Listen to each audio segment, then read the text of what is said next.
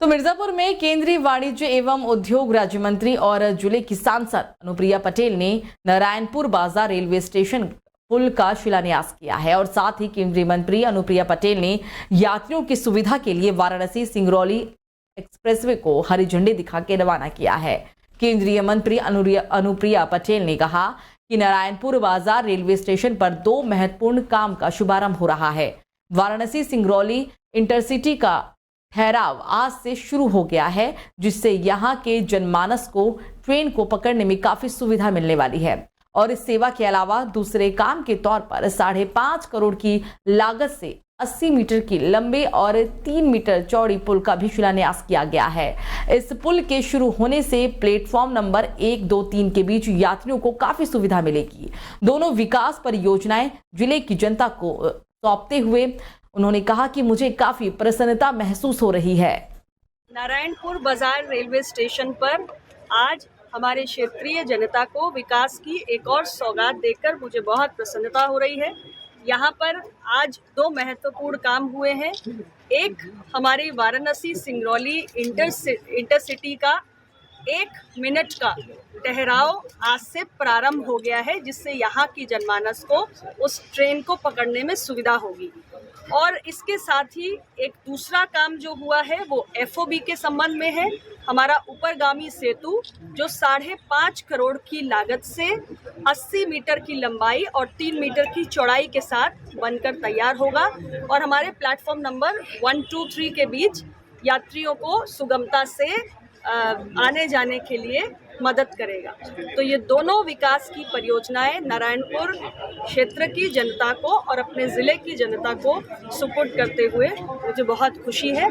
आगे भी हमारे स्टेशन पे नवीनीकरण के कार्य चल रहे हैं। अब ये पूरा जो पुरानी बिल्डिंग है, वर्षों पुरानी, इस ढांचे को ख़त्म करके एक नया ढांचा पूरा स्टेशन परिसर विकसित किया जाएगा।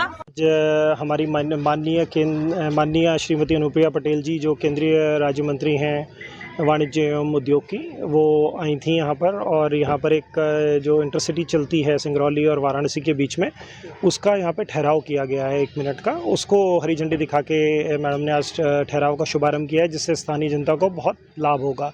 आपने देखा होगा कि यहाँ जनता में बहुत ज़्यादा पॉजिटिविटी है और एक अच्छा माहौल डेवलप हो गया है, क्योंकि जब से इसका नाम अरोरा रोड से नारायणपुर बाजार हुआ है तो स्थानीय जनता इस स्टेशन से ज़्यादा जुड़ गई है। राष्ट्रीय अपना दल के यश के अध्यक्ष माननीय अनुप्रिया पटेल नारायणपुर स्टेशन पर आई थी। यहाँ कार्यक्रम था, सर्वप्रथम एक इंटरसिटी सिंगरौली इंटरसिटी चलती थी, उसको हरी झंडी दिया गया यहाँ रुकने के लिए 1 मिनट का उसका यहाँ रुकने का। मांगते जनता के पूरा था, कई काम जनता का था, लेकिन अनुप्रिया पटेल इतना काम कर चुकी हैं, आगे काम करने के लिए अग्रसर भी हैं।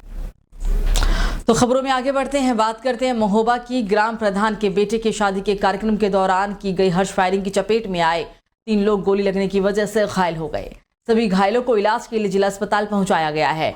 घायलों की हालत गंभीर देख सभी को हायर सेंटर के लिए रेफर कर दिया गया है। आपको बता दें कि ये पूरा मामला कबरई थाना क्षेत्र के अंतर्गत बमहोरी काजी गांव का है, जहां गांव के प्रधान की बेटी की शादी का कार्यक्रम चल रहा था और इसी दौरान ग्रामीण और रिश्तेदार भोजन कर रहे थे। तभी गांव के ही रहने वाले एक रिश्तेदार ने अचानक विवाह कार्यक्रम में ही हर्ष फायरिंग कर दी, जिससे खाना खाने बैठे गांव के ही 3 लोगों को गोली लग गई और वो घायल हो गए।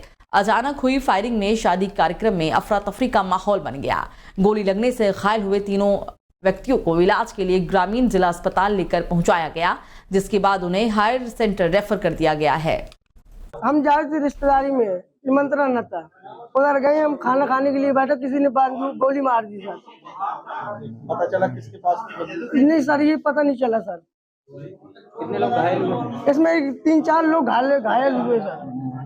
क्या नाम है इनका? इनका पप्पू नाम है। कहाँ गोली लगी? इनकी जांघ में गोली लगी है। और कौन घायल? और ये बगल में घरे हैं, रिश्तेदार है। तो क्या मतलब लाइसेंसी बंदूक किया? ये सर हम बता नहीं सकते, हमने देखा नहीं है सर। तो भोजपुरी स्टार खेसारी लाल यादव ने मां विंध्यवासिनी का आशीर्वाद लिया। आदिशक्ति जगत जननी मां विंध्यवासिनी के दरबार में उन्होंने हाजिरी लगाई। माता के समक्ष मत्था टेक कर जीवन में सुख, शांति और समृद्धि का आशीर्वाद प्राप्त किया है। मां के धाम में उनके तीर्थ पुरोहित अंकित कुमार पांडे ने विधिवांसरी का दर्शन पूजन भी कराया है। तीर्थ पुरोहित चंद्रमणि मिश्र ने कहा कि मां का आशीर्वाद लेने के लिए खेसारी लाल यादव यहां पहुंचे थे। भोजपुरी सिनेमा जगत में एक प्रख्यात कलाकार के रूप में उनका स्थान है। उनको कार्य के खूब तरक्की मिले और तीर्थ पुरोहितों का भी उनको आशीर्वाद साथ मिले।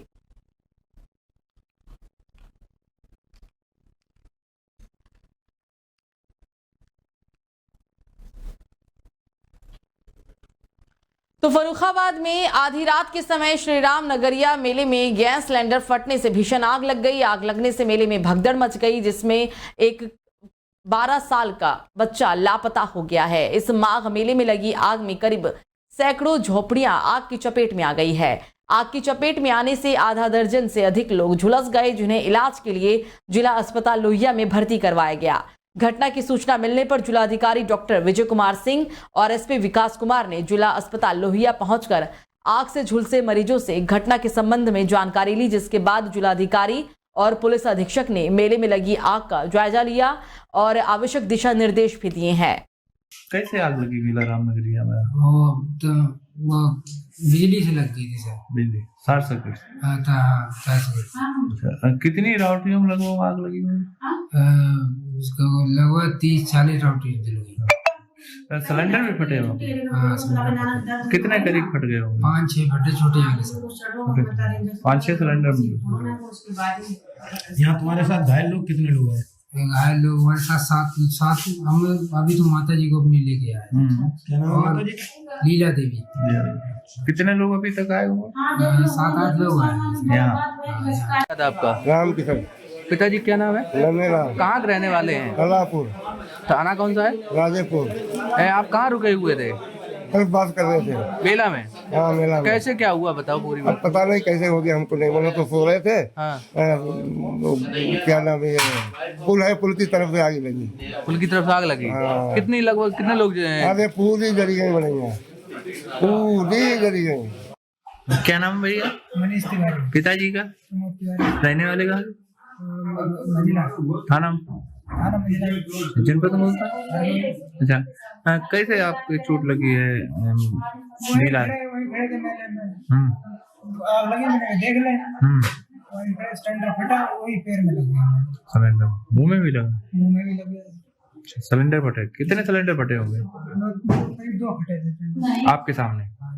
कुल यहाँ पे अज्ञात कारणों से जो आग लगी है उसमें 7 व्यक्ति आए थे, जिसमें से एक सीरियस थे, उन्हें रिफ़र कर दिया गया है आगरा के लिए, दूसरे को सैफई रिफ़र किया गया है, बाकी अभी यहाँ पे हैं, उनका इलाज चल रहा है। स्थिति अब क्या है? स्थिति कंट्रोल में है अभी, और कोई मरीज नहीं आया हमारे पास, और जो हैं वो भी अंडर कंट्रोल है इससे। तो आगरा पुलिस कमिश्नरी में अपराधों पर नियंत्रित करने के लिए तमाम कवायदे की जा रही है। आगरा पुलिस बिना देरी के अपराधियों की मौजूदगी की सूचना पर दौड़ती हुई दिखाई दे रही है। बीते 1 महीने में आगरा पुलिस आधा दर्जन से अधिक बदमाशों के साथ मुठभेड़ भी कर चुकी है। गुरुवार देर रात भी आगरा पुलिस को थाना सिकंदराबाद क्षेत्र अंतर्गत 15 फरवरी को सिटी मॉल में हुई लूट के बदमाशों की जानकारी सिकंदराबाद पुलिस को मिली। सिकंदराबाद पुलिस ने बदमाशों की जानकारी मिलते ही अधिकारियों को अवगत भी कराया और पुलिस टीम बदमाशों को दबोचने के लिए निकल पड़ी। थाना सिकंदराबाद क्षेत्र के रुनकता पर बदमाशों के साथ आगरा पुलिस की मुठभेड़ हो गई, जिसमें बदमाश पुलिस की गोली लगने की वजह से घायल हो गया। घायल बदमाश के साथी को पुलिस ने मौके से ही गिरफ्तार कर लिया है। तो आगरा के शाहगंज की मुरली विहार कॉलोनी में बीती रात 2 बजे अराजक तत्व ने कॉलोनी में खड़े आधा दर्जन वाहनों को आग के हवाले कर दिया, साथ ही एक दुकान को भी आग के हवाले कर दिया। घरों के बाहर खड़े वाहनों में आगजनी से कॉलोनी के लोगों में अफरा तफरी का माहौल बन गया। लोगों ने फायर ब्रिगेड को इस बात की सूचना दी। किसी तरह वाहनों में लगी आग को बुझाया गया। तब तक कई वाहन पूरी तरह से जल चुके थे। कॉलोनी में लगे सीसीटीवी में फुटेज के आधार पर लोगों ने एक संदिग्ध को पकड़कर पुलिस को सौंप दिया है।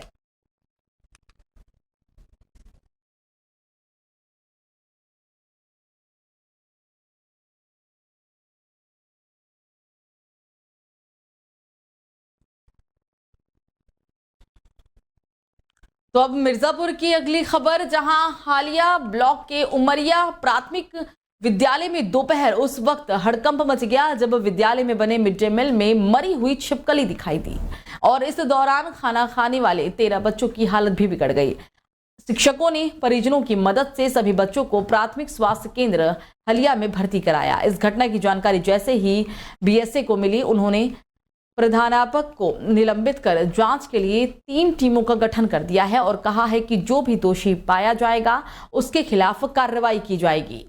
अभी हम जानकारी मिलते ही प्राथमिक विद्यालय उमरिया हलिया में बिका था, उसमें जो प्रधानाध्यापक हैं उनको हमने तत्काल सस्पेंड कर दिया है और 3 खंड शिक्षा अधिकारियों की एक टीम हमने बनाई है जांच के लिए और जांच आते ही यदि और उसमें कर्मचारी दोषी पाए जाते हैं तो उनके खिलाफ हम कठोर कार्रवाई करेंगे। अभी हम जानकारी मिलते ही